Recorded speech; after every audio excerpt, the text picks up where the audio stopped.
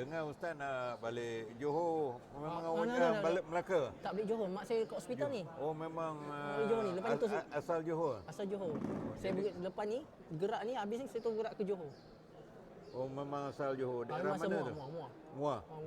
Dia orang kata kalau orang Johor ni dia pendidikan agama dia lebih sikit. Masya-Allah, tabarakallah. Dulu lah kan. Ya. Mungkin Ustaz boleh ceritakan latar belakang Ustaz masa alam pembelajaran masa sekolah. Insya-Allah.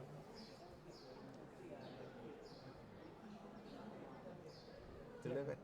Bismillahirrahmanirrahim. Alhamdulillah, syukur pada Allah Subhanahu Wa Taala dapat sama-sama kita berada di Masjid Bukit Indah Ampang ini.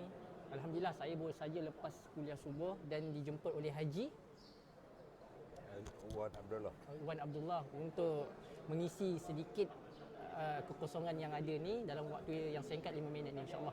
Nama saya Muhammad Fairuz bin Yaakob, berasal daripada Muar Johor dan sudah berkeluarga, mempunyai 3 orang anak. Latar belakang pendidikan saya di Kolej Teknologi Islam Antarabangsa Melaka, sekarang dikenali sebagai Universiti Melaka. Saya menjadi seorang penceramah sejak 2017 dan saya dapat tauliah daripada Majlis Agama Islam Selangor masa tu pada 2017. Kenapa saya rasa bermula tergerak hati untuk jadi penceramah ialah disebabkan seronoknya sebagai seorang pendakwah.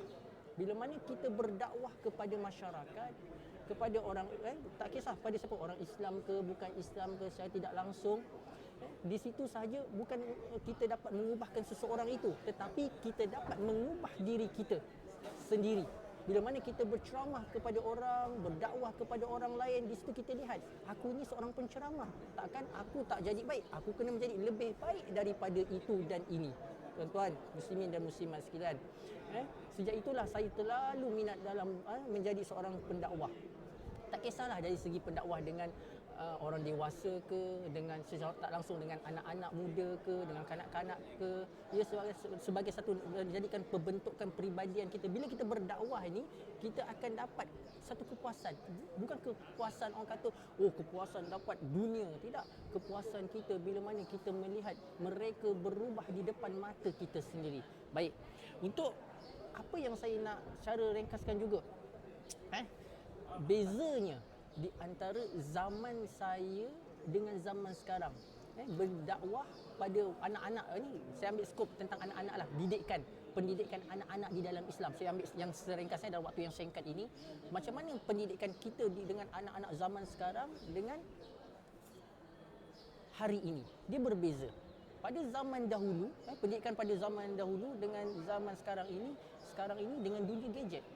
Pada zaman dulu, zaman kita dulu, jelah termasuk saya, bila mana seorang ayah marah, rotan, itu lumrah. Zaman saya bila kata, panjat.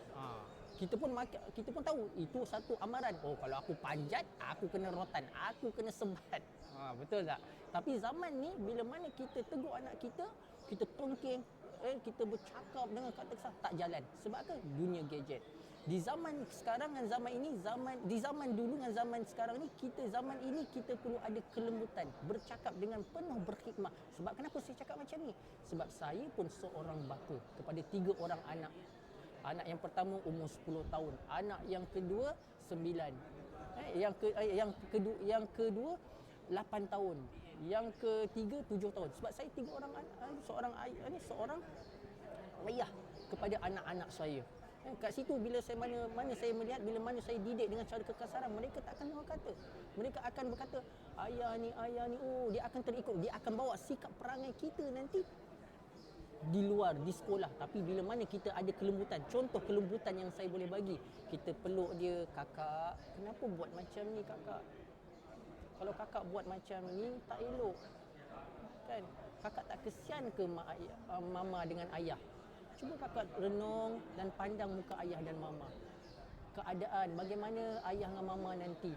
Bila kakak buat macam ni, kesian tak dengan ayah? Ayah yang membesarkan kakak tak rasa bersalah ke? Di situ air mukanya berubah, dia akan mengangguk ia. Tuan-tuan, muslimin dan muslimat sekalian, itulah keadaan dan kedudukan apa yang saya boleh bezakan dalam waktu ringkas antara pendidikan dulu dan sekarang.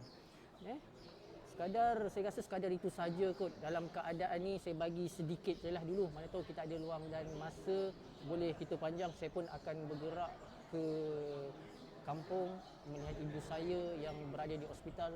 Doakan untuk ibu saya yang sedang sakit di hospital Muar. Mudah-mudahan dengan sedikit ini boleh manfaat pada kita semua. Dah sebelum tu saya ingat topik yang saya paling suka berdakwah ataupun bawa dalam mengajar di surau dan masjid adalah hadis peristiwa akhir zaman. Saya suka bawa tu. Sedikit saya terlupa.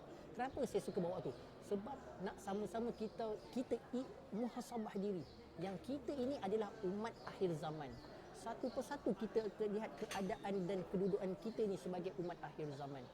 Apa yang berlaku di depan mata kita? Contoh, saya ada sebut tadi hadis peristiwa akhir zaman. Daripada Anas bin Malik, Rasulullah sallallahu alaihi wasallam bersabda, tidak akan terjadinya hari kiamat itu bila mana kamu merasakan waktu itu semakin pendek. Bila mana kamu merasakan setahun itu seperti sebulan, sebulan itu seperti seminggu, seminggu itu seperti sehari, sehari itu seperti 1 jam dan 1 jam itu seperti satu kilatan api yang amat cepat. Hadis riwayat Tirmizi. Nah, itu pun kedudukan kita selalu lihat keadaan, cepat ni masa lalu. Itu sebab kita sekarang berada di akhir zaman. Yang apa yang berlaku yang Nabi sebutkan lebih 1400 tahun lamanya, nah kita sedang lalui. Tuan-tuan, sekadar itu saja daripada saya.